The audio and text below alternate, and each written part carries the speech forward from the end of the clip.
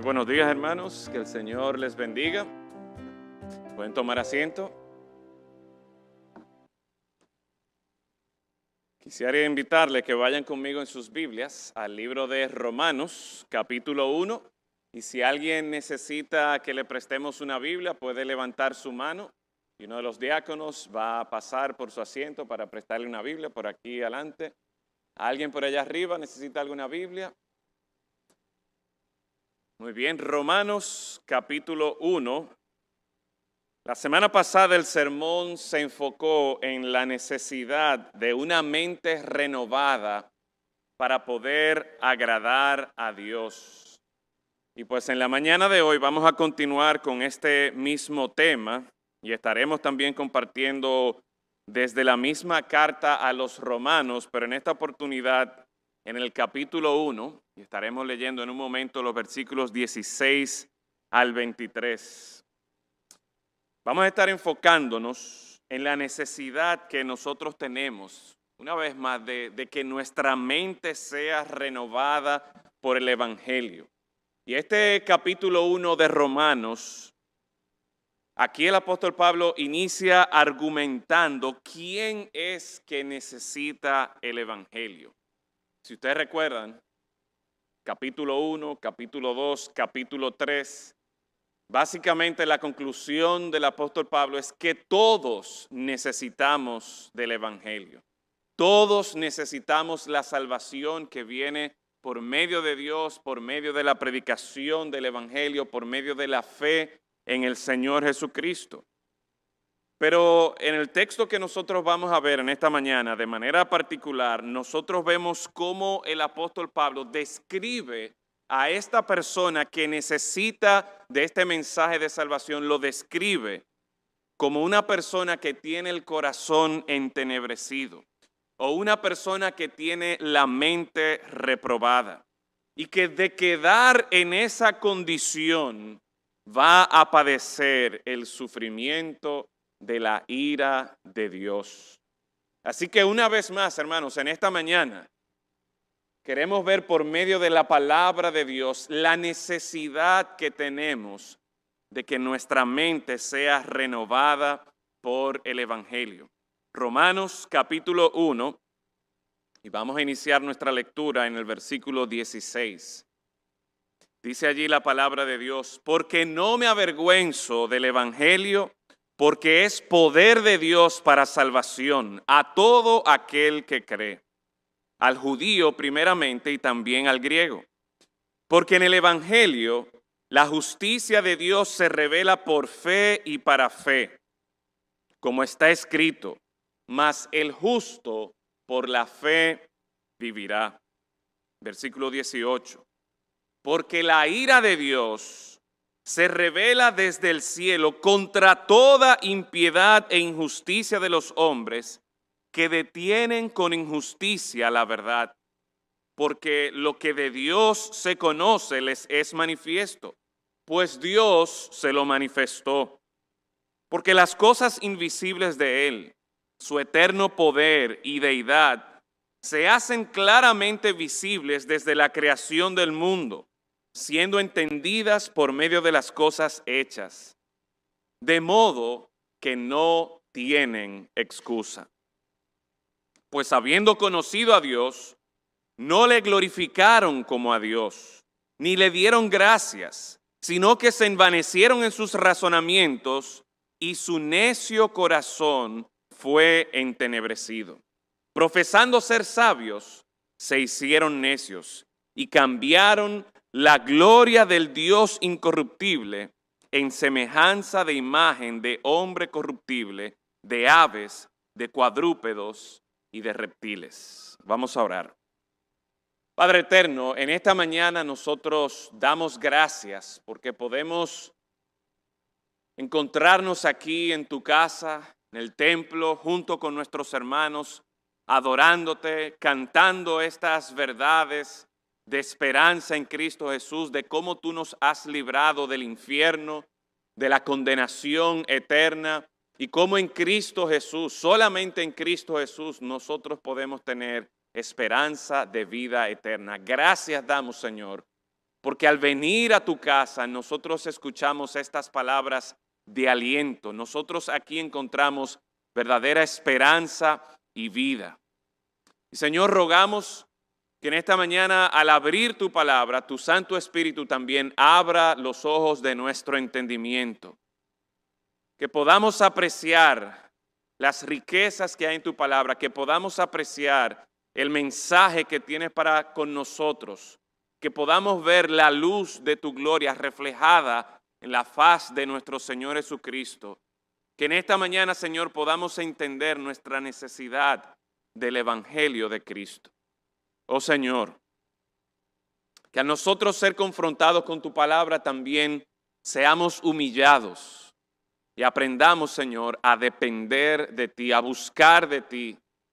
Que reconozcamos nuestra necesidad de arrepentimiento y de proponernos que todo en nuestra vida lo haremos para agradarte a ti, lo haremos para honra y gloria tuya.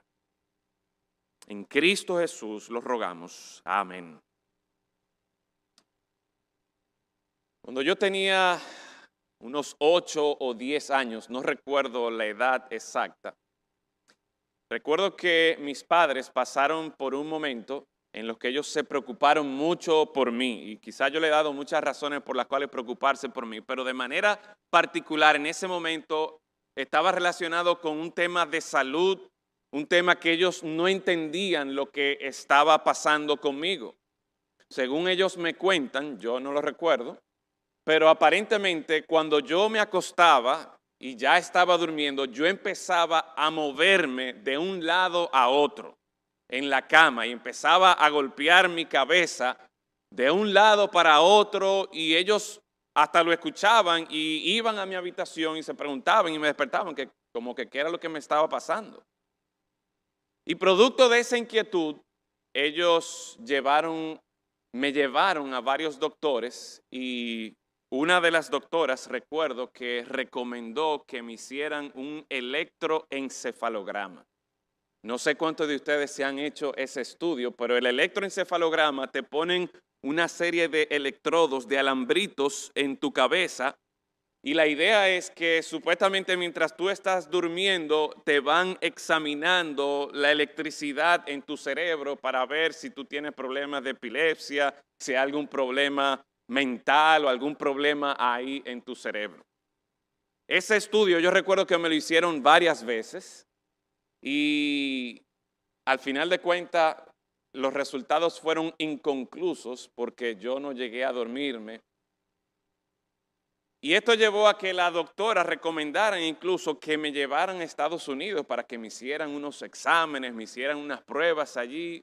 Al final fuimos a otro médico y esa otra doctora dijo, mire, no se preocupe que se le va a quitar eso. Y efectivamente, eventualmente se me quitó. Pero utilizo esta historia del electroencefalograma para cómo los médicos utilizaban eso para tratar de determinar lo que estaba ocurriendo en mi cerebro, para tratar de determinar lo que estaba mal conmigo y que me estaba llevando a mí a dar tantas vueltas en la cama y que estaba preocupando seriamente a mis padres. Bueno, en cierta manera, nosotros aquí en el libro de Romanos y en estos versículos que acabamos de leer, encontramos los resultados de un electroencefalograma a una mente reprobada, a una mente que no ha sido renovada por el Evangelio. Y más que una preocupación por alguna enfermedad transitoria, por alguna enfermedad que pudiera quizás hasta eventualmente quitarme la vida, los resultados de este estudio, de esta prueba a nuestra mente van a determinar si nosotros vamos a pasar una eternidad sufriendo la ira de Dios. Así que es muy importante que nosotros podamos evaluarnos a la luz de la palabra de Dios para nosotros tratar de identificar si hay evidencias en nuestra vida de que tenemos una mente reprobada, de que nuestra mente no ha sido renovada por el Evangelio. En este texto, una vez más, encontramos este diagnóstico de una persona con una mente reprobada, con un corazón entenebrecido.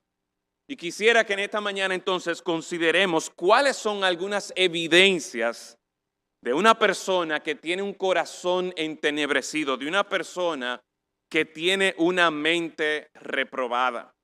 Y lo primero que podemos apreciar aquí en este texto, en el versículo 18, es que una persona que tiene una mente reprobada rechaza la verdad de Dios. Mire conmigo el versículo 18. Dice allí, la ira de Dios se revela desde el cielo contra toda impiedad e injusticia de los hombres que detienen con injusticia la verdad.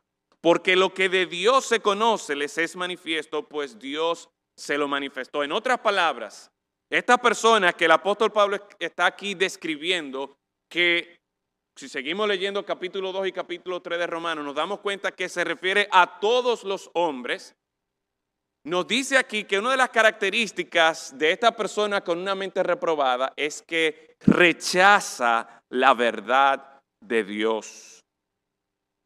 Este texto nos presenta algunas verdades acerca de Dios. Por ejemplo, nosotros podemos apreciar cómo en el versículo 19 se nos dice que Dios se ha dado a conocer. De lo que Dios se conoce les es manifiesto, pues Dios se lo manifestó. En otras palabras, este Dios que el apóstol Pablo está predicando y está presentando, no es un Dios que se mantiene en secreto, no es un Dios que solamente algunos iluminados tienen acceso a ese Dios, al conocimiento de ese Dios, sino que no, Dios se ha dado a conocer.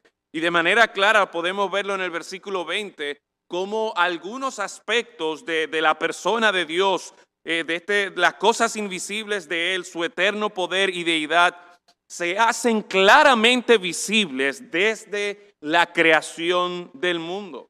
En otras palabras, una de las formas que nosotros podemos conocer a Dios, podemos conocer verdades acerca de Dios, es por medio de la creación, es por medio de la naturaleza. El Salmo 19, versículos del 1 al 4, nos dicen: los cielos cuentan la gloria de Dios, el firmamento anuncia la obra de sus manos. En otras palabras, aquí el salmista nos está informando a nosotros que uno de los propósitos de la creación es que tú y yo podamos conocer la gloria de Dios, el poder de la obra de sus manos.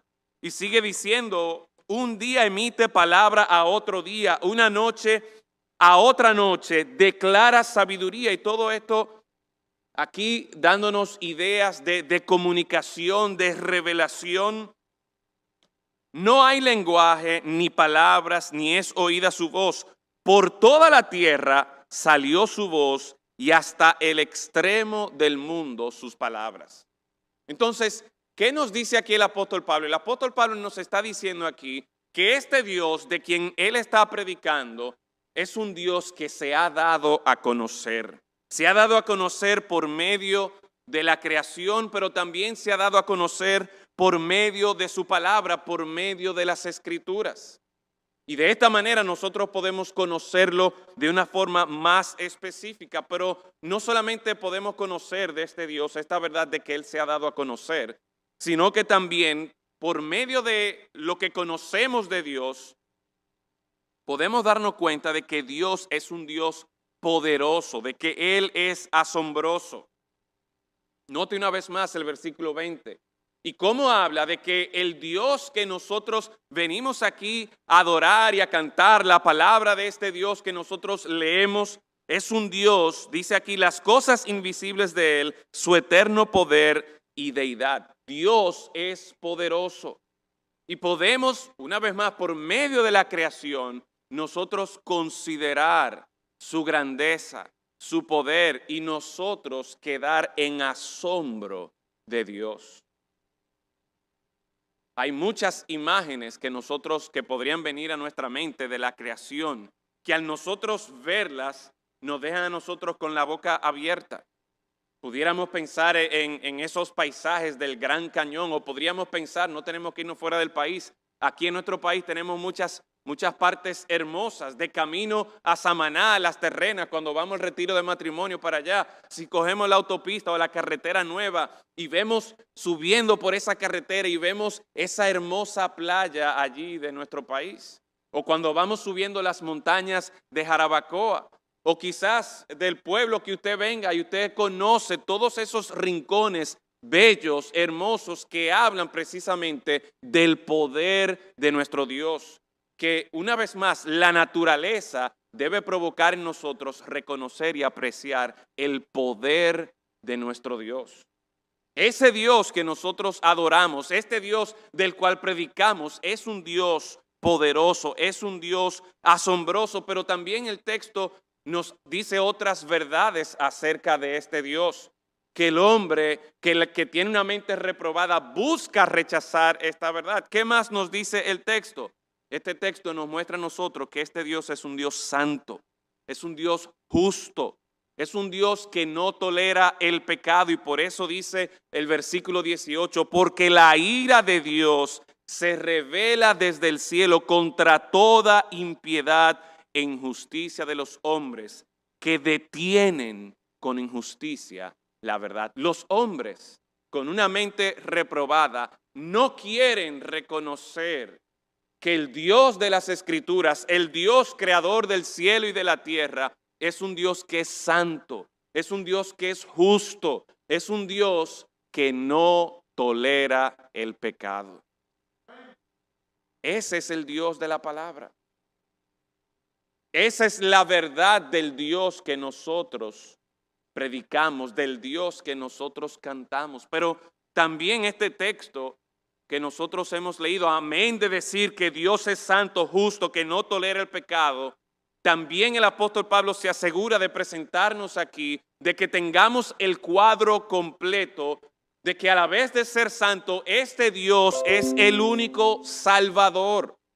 Versículo 16, no me avergüenzo del evangelio porque es poder de Dios para salvación a todo aquel que cree. Es un Dios santo y justo, pero es un Dios también que busca salvar a los pecadores. Y los hombres que tienen una mente reprobada, que tienen un corazón entenebrecido, buscan rechazar, ocultar, opacar estas verdades de Dios. El hombre con una mente reprobada rechaza esta verdad de que Dios se ha dado a conocer y busca otras explicaciones o alternativas para explicar que la creación realmente no es el resultado de la obra de Dios. No, la creación es el resultado de un accidente. Realmente no hay un diseñador, no hay un Dios, no hay un creador detrás de todo esto que es asombroso, que es hermoso.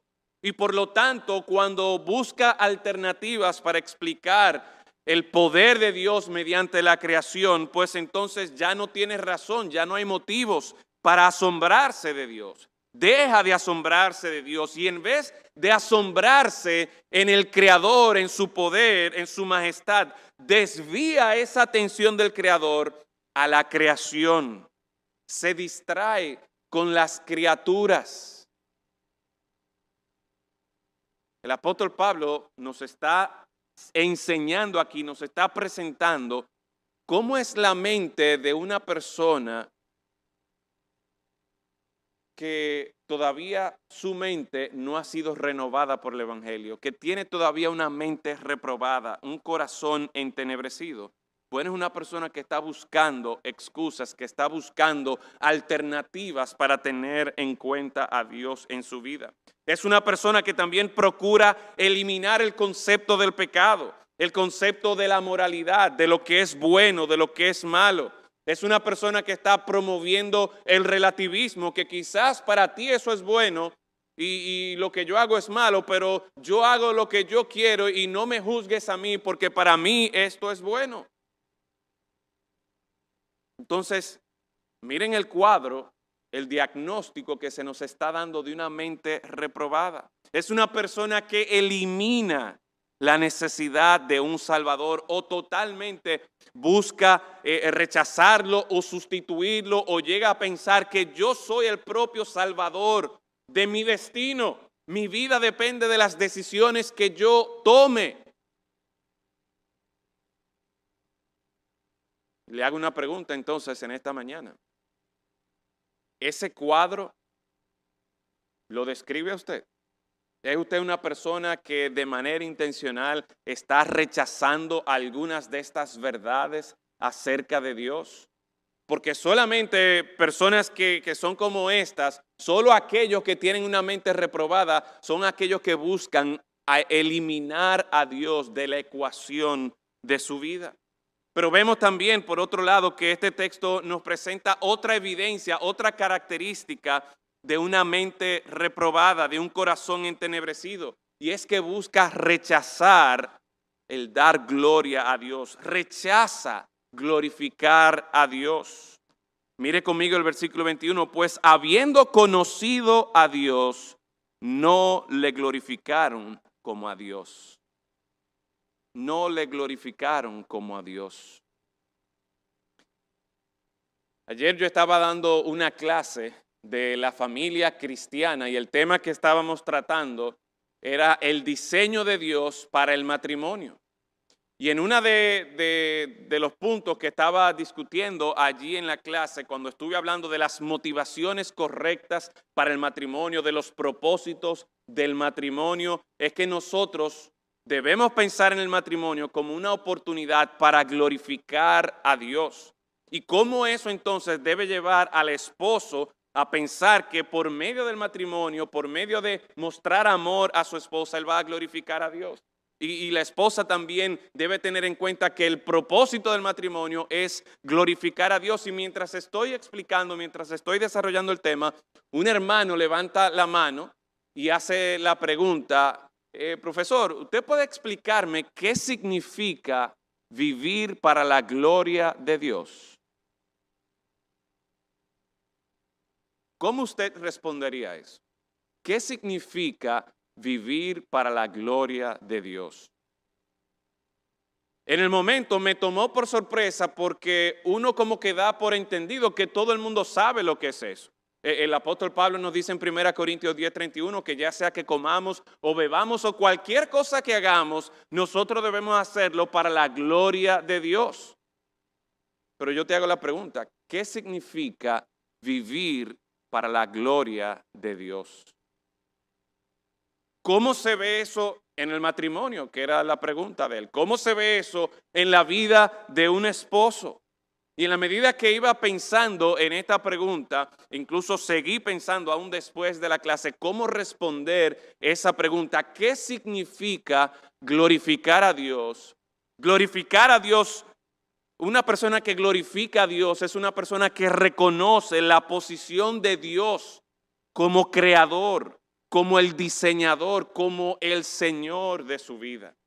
Una persona que glorifica a Dios es una persona que reconoce que el personaje principal de la historia de su vida y de hecho de la historia de toda la humanidad no eres tú, no soy yo. El personaje principal de la historia de tu vida es Dios. Y por lo tanto entonces tú reconoces que si vas a vivir para la gloria de Dios, si tienes que humillarte, si tienes que sacrificarte para que Dios sea exaltado, para que Dios sea glorificado, entonces en hacer eso, en humillarte, en sacrificarte, tú vas a encontrar gozo, tú vas a encontrar el verdadero sentido de tu vida porque debemos vivir para la gloria de Dios. Vivir para la gloria de Dios significa, o más bien es una persona que reconoce que glorificar a Dios no es solo algo que hacemos los domingos de 10 de la mañana a 11:30, 11:45 de la mañana. No, en todo momento de tu vida, en todas las áreas de tu vida, Dios debe ser preeminente. Imagínense un esposo que piensa así acerca del matrimonio, acerca de su rol como esposo en el matrimonio. que busca realmente glorificar a Dios en su vida, que reconoce que en el matrimonio no está para él ser complacido, no, el matrimonio está para yo como esposo o como esposa, yo vivir para agradar a Dios. Es un hombre que reconoce que el matrimonio va a funcionar correctamente, no cuando se rige por sus propias expectativas, sino que reconoce a Dios como aquel que diseñó el matrimonio, que reconoce a Dios como el Señor del matrimonio y por lo tanto, más que interesado en hacer su propia voluntad, está preocupado en hacer la voluntad de Dios. Es una persona que reconoce que no es el héroe de la película, que no es el protagonista del matrimonio. No. Mi matrimonio existe para que Cristo sea exaltado. Y yo voy a buscar todas las oportunidades.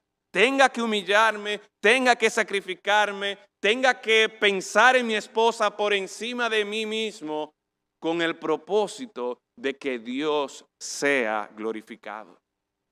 ¿Cómo sería tu matrimonio si tú estuvieras dispuesto a glorificar a Dios, a tenerlo a Él preeminente por encima de todas las cosas? Glorificar a Dios no es solamente venir aquí y cantar. Déjenme decirle que podríamos estar aquí en la iglesia y podríamos estar cantando o podríamos estar predicando y no glorificar a Dios.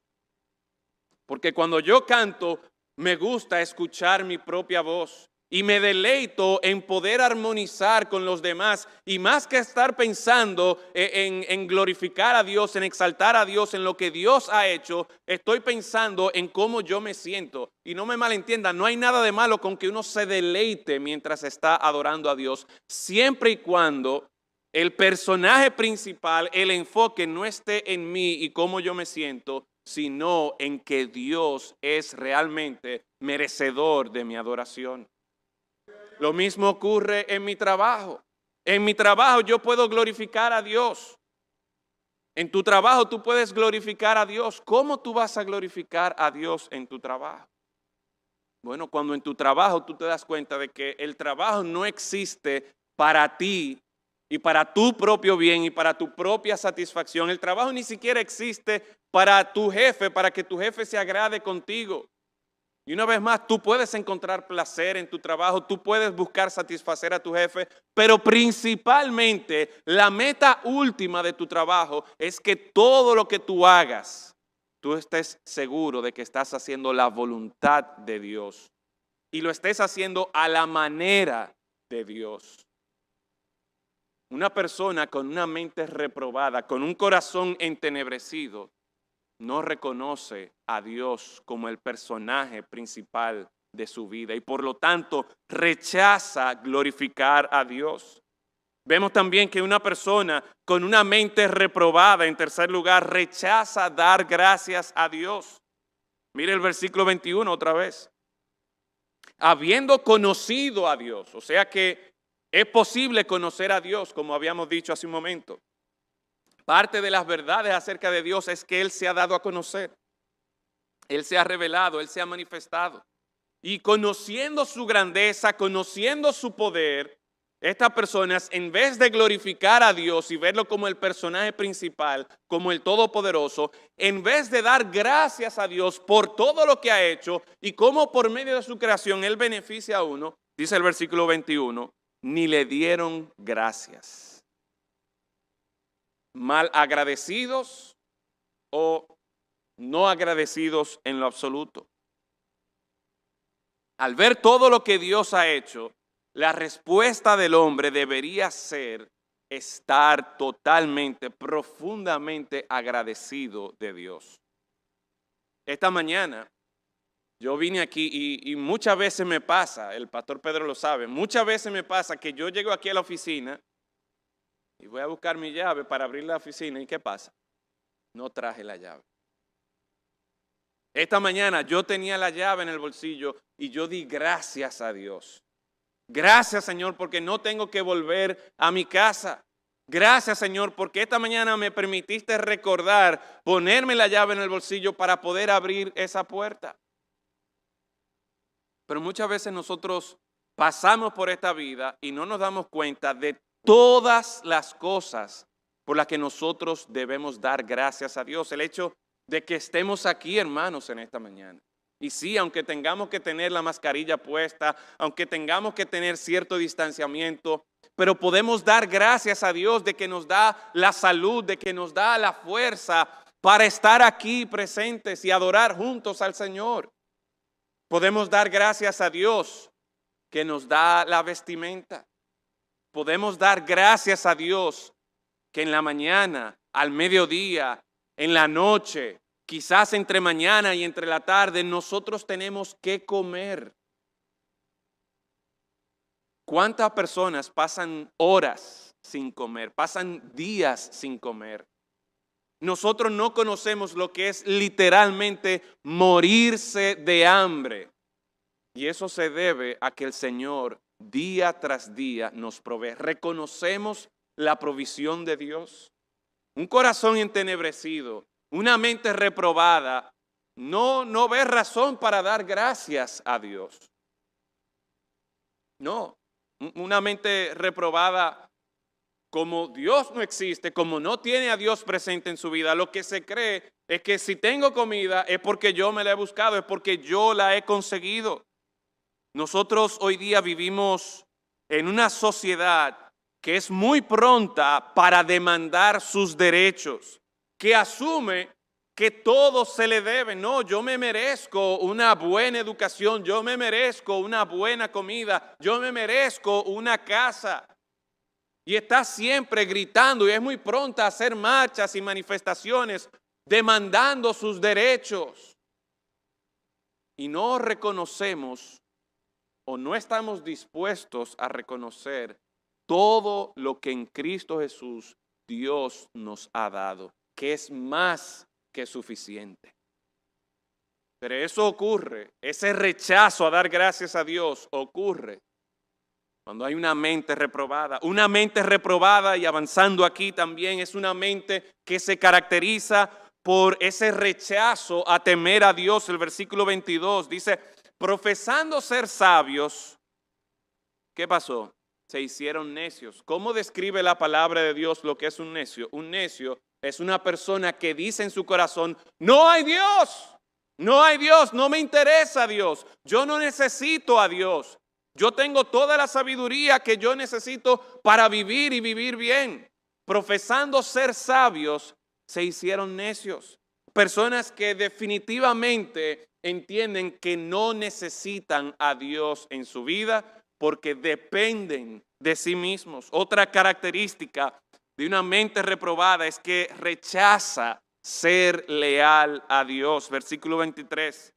Cambiaron la gloria del Dios incorruptible en semejanza de imagen de hombre corruptible, de aves, de cuadrúpedos, de reptiles. Más adelante en este mismo capítulo sigue hablando acerca de cómo una persona con una mente reprobada se da a lo que es la idolatría, y de eso es que está tratando aquí este versículo 23. Y noten la progresión de todo esto. Como no hay Dios, como no tengo razón para glorificar a Dios en la mente reprobada, no reconoce las verdades acerca de Dios, que Dios se ha dado a conocer, que Dios es poderoso, que Dios es el creador del cielo y de la tierra, que Dios es un Dios santo y justo, que Dios en Él y solamente en Él hay salvación. Como no tiene eso en mente, él entiende, no, yo puedo vivir mi vida sin tener a Dios presente y busco otras alternativas, porque esto, una verdad que está revelando del hombre en sentido general, es que nosotros somos adoradores. Y ya sea que yo decida reconocer a Dios y rendirme a Él y adorarle a Él, o ya sea que yo busque cualquier otro ídolo, el hombre, el ser humano, es un adorador y va a buscar siempre que adorar. Un hombre con una mente reprobada se caracteriza por todo esto, y el diagnóstico de ese encefalograma o electroencefalograma de una mente reprobada, esto es lo que arroja. Pero tristemente el problema no queda ahí. Y es que si seguimos leyendo el texto, vamos a encontrar que una mente reprobada tiene efectos secundarios y no tenemos tiempo para leer el resto del capítulo o para desglosarlo tanto, pero algo que podemos apreciar en los versículos 24 y 25 es que un efecto secundario de una mente reprobada es que también va a sufrir de deseos desordenados. Mira el versículo 24, dice, por lo cual también Dios los entregó a la inmundicia, a la concupiscencia de sus corazones, de modo que deshonraron entre sí sus propios cuerpos, ya que cambiaron la verdad de Dios. Y aquí una vez más vemos esa característica, esa evidencia de una mente reprobada que niega la verdad de Dios, que busca sustituir la verdad de Dios y lo hace. Y el resultado de esto dice, ya que cambiaron la verdad de Dios por la mentira, honrando y dando culto a las criaturas antes que al Creador, el cual es bendito por los siglos. Amén. Ahí vemos una vez más este tema de la idolatría y cómo una persona con una mente reprobada va a dar rienda suelta a estos deseos desordenados. Dice que el Señor los entrega. Y básicamente esto es parte del juicio de Dios sobre una persona que persiste con su mente reprobada, con su corazón entenebrecido. Una persona que persiste vivir su vida pensando que no necesita ser renovada, que su mente sea renovada por el Evangelio. Esa persona va a dar rienda suelta a estos deseos desordenados. La palabra aquí, inmundicia, se refiere a una suciedad moral, deseos fuertes y malvados del corazón. Y cuando nosotros vemos nuestra sociedad hoy día, cuando nosotros vemos los programas de televisión, de Netflix, de todos esos lugares, cuando nosotros vemos lo que se promueve por internet y uno ve esta suciedad moral, es precisamente un reflejo de una sociedad que vive con una mente reprobada. Otro efecto secundario lo encontramos ahí en el versículo 26. Por esto Dios los entregó a pasiones vergonzosas, pues aún sus mujeres cambiaron el uso natural por el que es contra naturaleza. De igual modo los hombres, dejando el uso natural de la mujer, se encendieron en su lascivia unos con otros, cometiendo hechos vergonzosos hombres con hombres y recibiendo en sí mismos la retribución debida a su extravío. Una mente reprobada va a terminar como con este efecto secundario de que el hombre va a dar rienda suelta a estas pasiones vergonzosas, actos deshonrosos, actos contra naturaleza. Y podríamos identificar en noticias que vemos por las redes sociales, por ejemplo, de marchas de mujeres feministas que se supone quieren impulsar la imagen de la mujer, pero en estas marchas de mujeres feministas lo que vemos son imágenes de mujeres que están denigrando su propio cuerpo. Y uno se pregunta, óyeme, pero ¿cómo es posible que esto esté ocurriendo? ¿Cómo es posible que así es que pretendan levantar el ideal de lo que es una mujer? Eso como que no tiene sentido. Es una deshonra más bien. O podríamos pensar en marchas también de estos hombres homosexuales que avergonzándose ellos mismos y tristemente hasta involucrando niños en estas marchas, realmente lo que vemos allí es un acto totalmente vergonzoso. ¿Por qué se dan esas cosas? ¿Cómo es posible?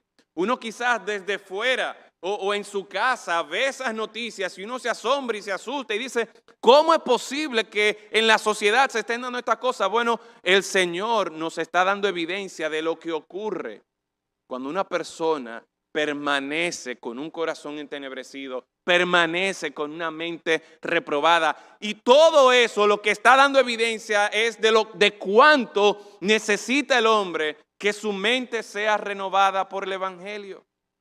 Pero quizás con estos primeros dos efectos secundarios, nosotros desde aquí, desde la pureza y lo tranquilo de nuestra iglesia, miramos y acusamos y vemos allá, mira qué mal.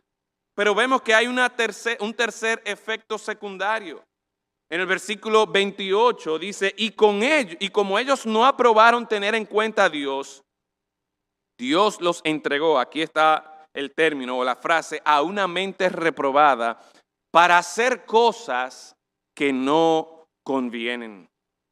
Y note cómo describe el versículo 29, estando atestados. En otra palabra, estando llenos. Es como que usted está llenando un envase y está hasta el tope. Y la idea aquí es que está describiendo personas con su mente reprobada que están permitiendo que su vida, que su corazón, que su mente esté atestada de una serie de vicios y de pecados que empieza a enumerar desde el versículo 29 hasta el versículo 32. Dice, estando atestados de toda injusticia, fornicación, perversidad, avaricia, maldad, llenos de envidia, homicidios, contiendas, engaños y malignidades. Y mire que mientras vamos leyendo esta lista de vicios, esta lista de pecados, si quizás nosotros no nos identificábamos con esos pecados vergonzosos, con ese desenfreno, con los deseos desordenados, es muy probable que al mencionar y al nombrar esta lista de vicios y pecados, es muy probable que yo pueda identificar uno que todavía yo esté luchando, con el que todavía esté por ahí.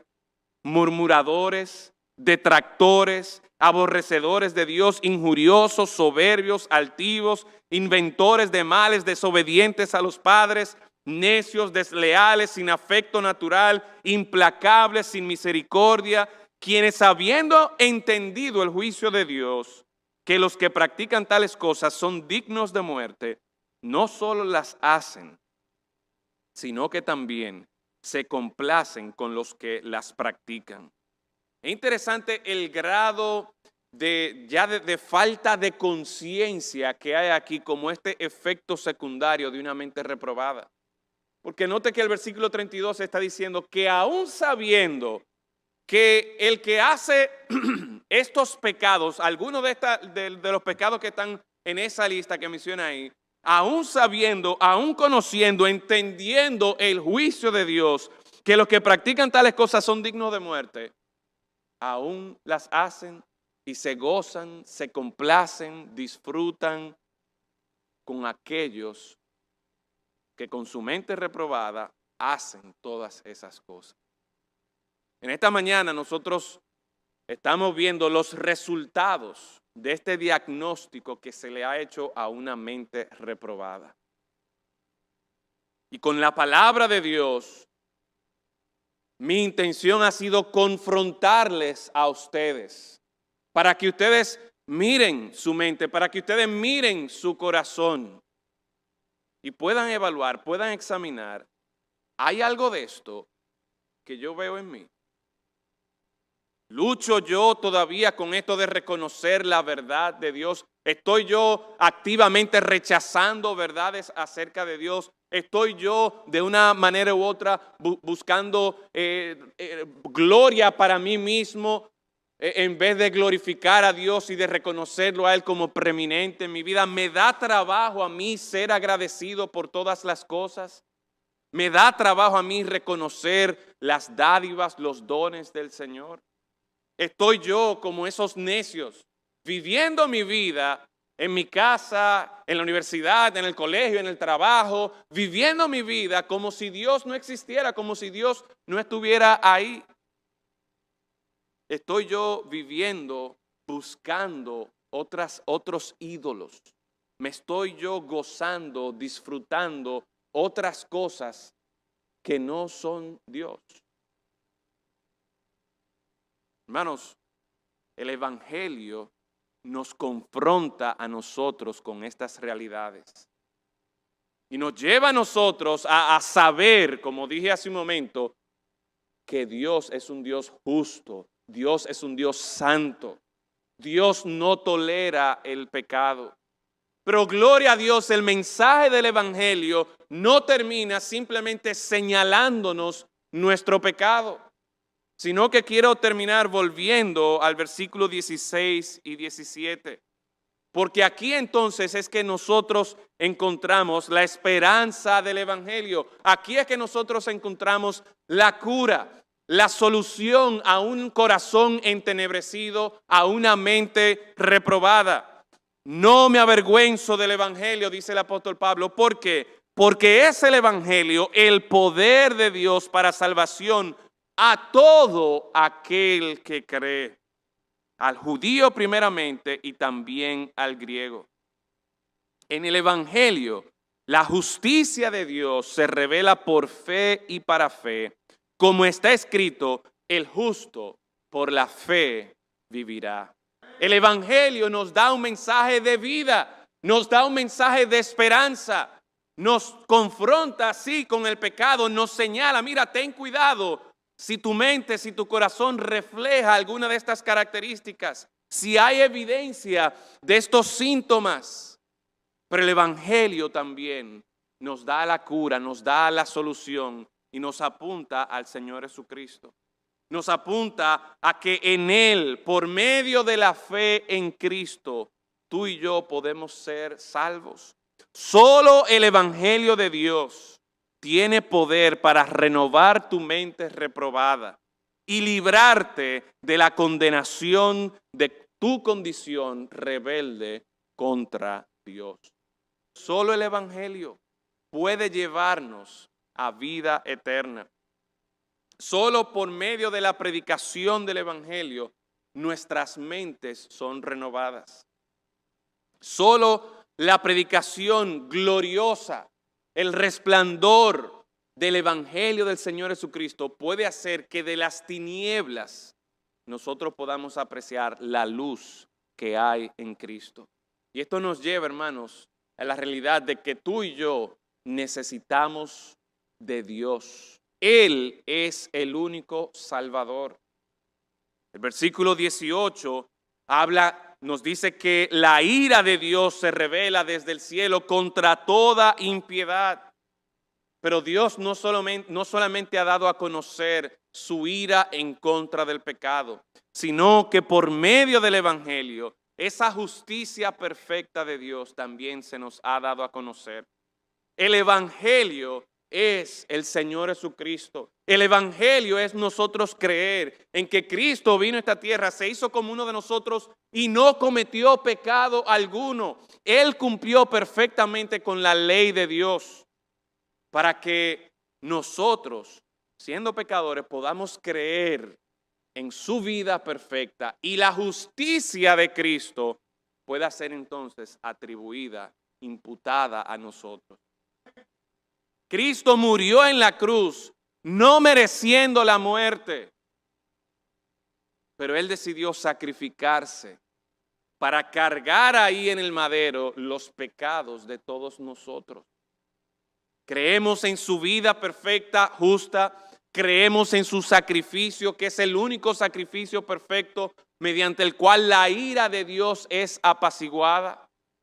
Y es por eso que es el Evangelio de Cristo. En ese Evangelio y solamente en ese Evangelio es que tenemos salvación. Por lo tanto, hermanos, al nosotros ser confrontados con el Evangelio nos muestra nuestra necesidad de que nuestra mente sea renovada. Porque este pasaje aquí describe la condición en la que nosotros nos encontramos. Sin Cristo, sin el Evangelio. Pero gloria a Dios, gracias a Dios por su gracia y misericordia, porque en Él, en el Señor Jesucristo, hay esperanza de vida. En esta mañana, al tú considerar y ser confrontado con estas distintas evidencias de una mente reprobada, que el Señor, que el Espíritu Santo mueva tu corazón para que tu mente sea renovada por el Evangelio. Vamos a orar. Gracias damos, oh Señor, por este mensaje glorioso del Evangelio de Cristo. En este mensaje del Evangelio, en Cristo hay salvación. En Cristo hay esperanza de que un corazón entenebrecido, una mente reprobada, una mente tan dada al pecado y con riendas sueltas hacia estos deseos desordenados, por medio de la proclamación del glorioso Evangelio de Cristo, podemos encontrar esperanza para que nuestra mente sea renovada. Oh Señor, que cada uno de nosotros estemos siempre dispuestos y deseosos de conocer quién eres tú, qué has hecho tú. Y que al hacer esto, Señor, nuestra reacción natural sea glorificarte a ti, agradecerte a ti, Señor, por tus bondades, por tu gracia, por tu misericordia para con nosotros. Y esto a su vez nos mueva a que día tras día nosotros te tengamos a ti presente, día tras día nosotros nos deleitemos en adorarte a ti y solamente a ti. En Cristo Jesús lo rogamos. Amén. El Señor les bendiga.